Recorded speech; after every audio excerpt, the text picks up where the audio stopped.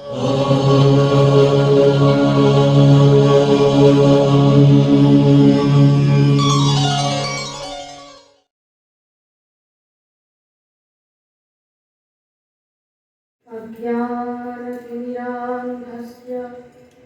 ज्ञानाञ्जनशलाकया चक्षुरुन्मीलितं येन तस्मै श्रीगुरवे नमः। গুরু মহারাজের চরণে অনন্ত প্রণিপাত।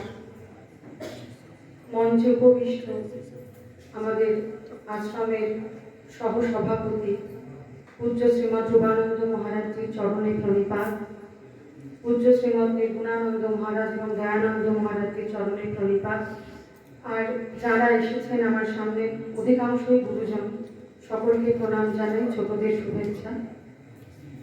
আমাকে একটু একটা সাবজেক্ট বলে দেওয়া হলো একটু আগে।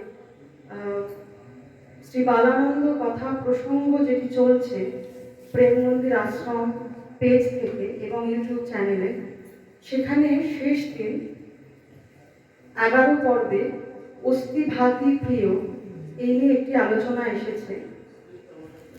তো আমাদের খুব প্রিয় মৌসুমীকে একটু অনুরোধ বা আবদার করলেন যদি সেটা একটু টানা যায়। চেষ্টা করছি, সময় খুব অল্প। বলার উদ্দেশ্য যেটি আমাদের নতুন মহারাজ শুরুতেই বললেন, শাস্ত্র সমুদ্র থেকে, সমুদ্রের জল তো লবণাক্ত। তো বালানন্দ মহারাজ বলছেন যে শাস্ত্র সমুদ্র থেকে একমাত্র গুরু, যেমন কি হয় সূর্য সমুদ্রের জল সূর্যের তাপে বাষ্প হয়ে ওপরে ওঠে সূর্যের তাপে, এবং তারপর সেটা অনিবার্যভাবে বৃষ্টি হয়ে পৃথিবীতে নেমে আসে। পৃথিবীতেই সমুদ্র, আবার পৃথিবীতেই বৃষ্টি নামছে, কিন্তু দুটোর মধ্যে তফাৎ আছে। একটি লবণাক্ত জল, আর সূর্যের প্রভাবে সেই লবণাক্ত জল সুস্বাদু এবং সাধারণের উপযোগী হয়ে নামছে আবার সেই ধরাভূমিতে। এখানে সূর্য আমাদের গুরুদেব, অগাধ শাস্ত্র সমুদ্র। হিন্দু ধর্মের দার্শনিক তত্ত্ব বা দর্শনের দিকটা এত বৃহৎ, কেউ যদি 100 বছর আয়ু পান এবং তিনি যদি রোজ 10টি করেও গ্রন্থ পড়েন, শুধু পড়েন, রিডিং করা, তাহলেও 100 বছরে শেষ হবে না। আমাদের আয়ু অল্প, বহু বিঘ্ন আছে না?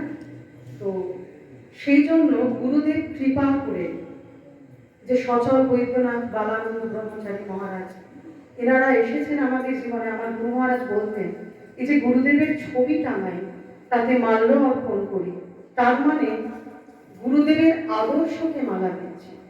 রবীন্দ্রনাথ বললেন, হে মহাজীবন, হে মহামরণ, লইনু স্মরণ, লইনু স্মরণ।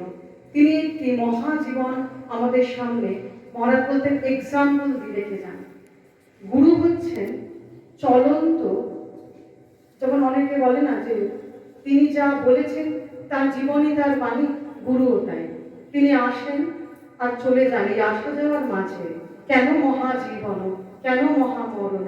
তার কারণ এই মহাজীবন মহামরণের মাঝে একটি আদর্শ তিনি রেখে যান, আর চারপাশে কোটি কোটি মানুষের জীবন রূপান্তর হয়ে যায়।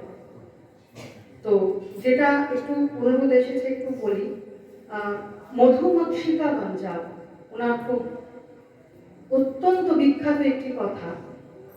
আমি এটা নিয়ে একটু ছোট করে লেখার চেষ্টা করেছিলাম প্রায় 1 বছর আগে, একটু বলছি। ছোট্ট কথা, বিশাল অর্থ। মধুমক্ষিকা গঞ্জাব, মাছি হয়েও না, মৌমাছি হয়ে ওঠো। ছোট কলসির জলে আকাশ বিন্দিত হলো যেন, অনন্ত আকাশ আভাসিত হলো শান্ত আধারে। শান্ত হলে সে প্রতিবিম্ব ধরা যাবে। প্রথম শান্ত দন্তেশ্বর, পরের শান্ত তালুবর্ষ। কি তাৎপর্য? মাছি হয়েও না, বিষ্ঠায় বসবে, ফুলেও বসবে। মানুষের জীবন এত সামান্য নয়, এত নিম্ন ধারার নয়। মৌমাছি হয়ে ওঠো, মধু ভান্ডার তৈরি করো। কিভাবে?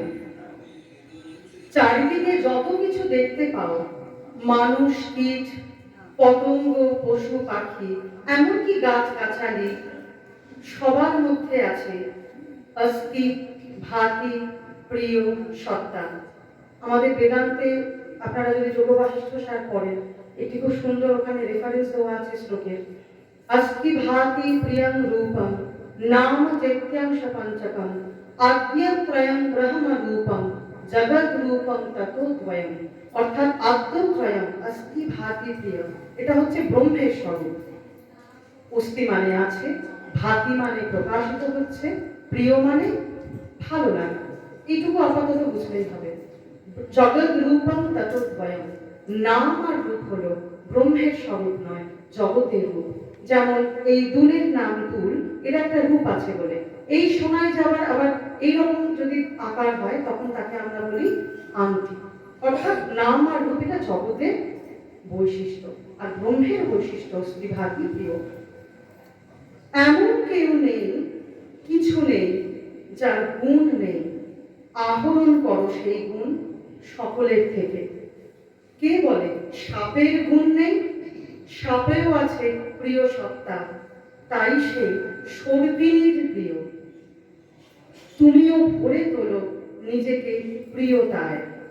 কারো দোষ দেখলে মানে সেই দোষে তুমি পূর্ণ হয়ে আছো, এ দোষ তার নয়, তোমারই।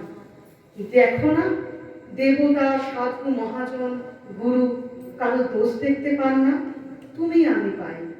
হয়তো দোষই দেখি, দেখি কত ত্রুটি আমার চারপাশের মানুষের, অথচ যার প্রতি মোহ আমার, তার কিন্তু দোষ দেখি না আমি। দষ্ট নষ্ট বিবেকঃ সুতধন যুবতী স্বাদু সৌখ্য।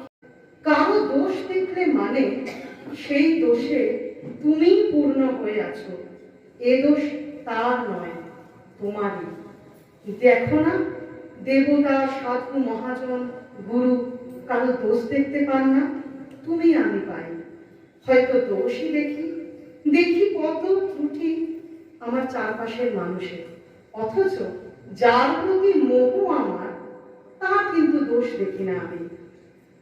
দষ্ট নষ্ট বিবেকঃ সুতধন যুবতী স্বাদু সৌখ্যে নিষণ্ণঃ।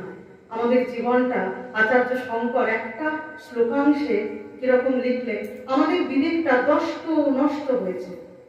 দষ্ট নষ্ট কি করে হয়? সাপে কামড়ালে হয়। কোন সাপ কাটলো আমাদের? দেখতে পাচ্ছি না আমরা। বলছেন সুতধন যুবতী স্বাদু সৌখ্যে নিষণ্ণঃ। সুতধন যুবতী অর্থাৎ আমাদের যে এষণাত্রয়, বৃত্ত এষণা, বৃত্তের প্রতি আকর্ষণ, পুত্রের প্রতি আকর্ষণ, পুত্র মানে সন্তান বা প্রজন্ম, পরবর্তী প্রজন্মের প্রতি, এবং লোকই শোনা।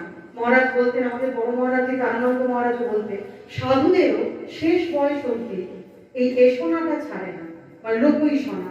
একটু আমাকে কেউ ভালো করবে, অন্তত পক্ষে বলুক যে দারুণ হয়েছে রান্নাটা, বা তুমি না থাকলে এই জিনিস হতো না। এই যে এষণা, আবৃত্ত চক্ষু হতে পারি।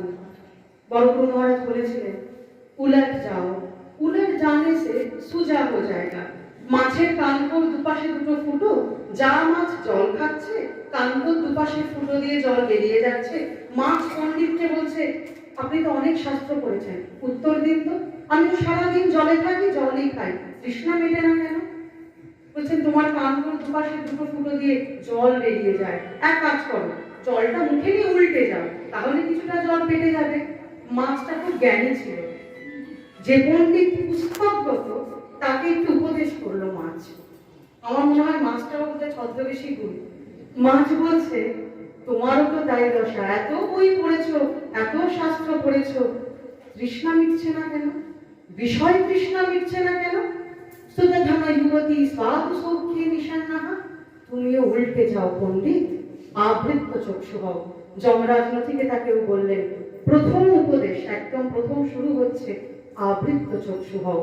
সুদেশনাদি খুব সুন্দর পাঠ করলেন, একই স্নেহ, একই প্রীতি, একই মোহ, একটি ধারার নিম্নমুখী ধারা।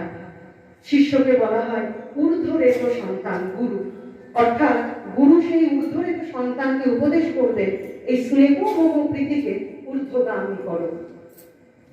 আমি আবৃত্ত চক্ষু হতে পারিনি, দেখিনি অন্তরে আমি পূর্ণ হয়ে আছি। আমি স্বরাট, হিয়ার মাঝে লুকিয়ে আমি আছি। আমি আছি, দেখতে আমি পাইনি।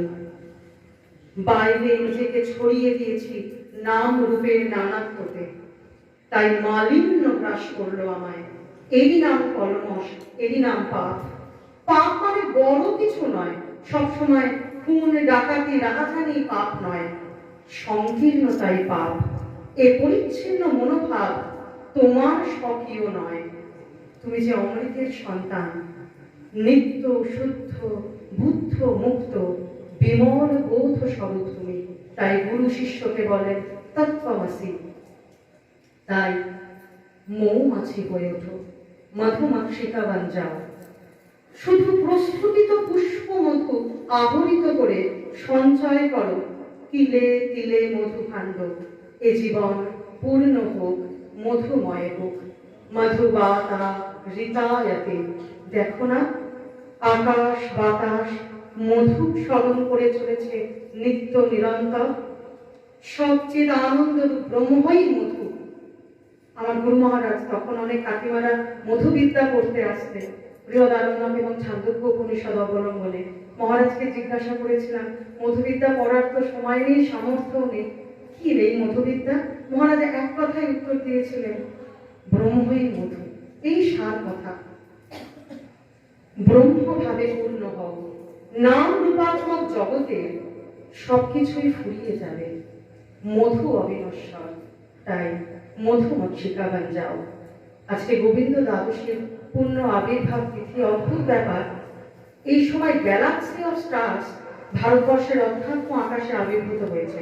কিছুদিন আগে ঠাকুর রামকৃষ্ণদেবের জন্মতিথি গেছে, দুদিন পর চৈতন্য মহাপ্রভুর জন্ম তিথি আসছে, তার আগে ওঙ্কার পঞ্চমীতে সীতারাম দাস ওঙ্কারনাথ ঠাকুরের আবির্ভাব তিথি ছিল, আবার মাঘী পূর্ণিমায় ভারত সেবাশ্রম সংঘের প্রাণ প্রতিষ্ঠাতা ভারতের যুগপুরুষ প্রণবানন্দ স্বামীর আবির্ভাব তিথি ছিল। অর্থাৎ এই সময়টা যেন একটা খুব, ফাল্গুন মাসকে এমনিতেই মধু মাস বলে, এখন যদি চৈত্র মাস পড়েছে, এই মধু মাসে মধুর উপদেশ নিয়ে আমরা আজকে দিকে যাব। যেটি বলে ছোট্ট করে শেষ করব, যে বড় গুরু মহারাজের যে কথাটা আমাদের নতুন মহারাজ আজকাল সব পাঠে বলছেন বা গৃহস্থাশ্রম ধর্মসভায় বলছেন, আজ সকাল থেকে সেটা খুব রেজোনেন্স হচ্ছে, ভেতরে অনুরণন হচ্ছে। তালমে ভাঙ না পায়, কনসিস্টেন্সি ইজ দ্য কি অফ সাকসেস। যে কোনো ব্যাপারে, যে ছেলেটি আইটি সেক্টরে কাজ করে তাকেও কনসিস্টেন্ট হতে হয়। সে একদিন প্রচুর কাজ করলো, পরের দিন তার ডেটা সাবমিট করলো না, চলবে না। তালমে ভাঙ না পায়, তাল ভঙ্গ না হয়। যে পড়াশোনা করছে ছেলেটি মেয়েটি, একদিন প্রচুর পড়লো, পরের দিন পড়লো না, না, রোজ একটু করে পড়তে হবে, তাল ভঙ্গ না হয়। কারণ আয়ু অল্প, কখন কিভাবে পূর্বজন্মের সংস্কার আমাকে বিচ্যুত করবে আমরা জানি না। এবং বিশেষ করে অধ্যাত্ম জীবনে আমাদের মা কাকিমারা আমাদের শিখিয়েছেন, একদিন খুব ভাটা করে পুজো করা খুব সহজ, রোজ একটা ছোট্ট তুলসী পাতা দেওয়া কঠিন। তালমে ভাঙ না পায়, আর মধুমাক্ষিকা বান যাও। আর আজকে আমরা যে মহতী ধর্মসভায় উপস্থিত হয়েছি, তাকে এক কথায় সামারি করলে বলা যায়, যেটা বড় গুরু মহারাজ বললেন, শূদ্র স্রোত কো মহৎ স্রোত মে মিলাও। আমরা ছোট্ট ছোট্ট ধারা প্রেম মন্দির আশ্রমে এসে উপস্থিত হয়েছি। এনারা সেই বৃহৎ ধারা, আমাদের গুরু পরম্পরাক্রমে সেই ধারা চলছে। আমাদের সাধন বল কম, সংস্কার সুতীব্র নয়, আধার ছোট। সুতরাং আমরা সেই ছোট্ট ছোট্ট স্রোত যেন এই মহৎ স্রোতে মিলিত হতে পারি। জয় গুরু।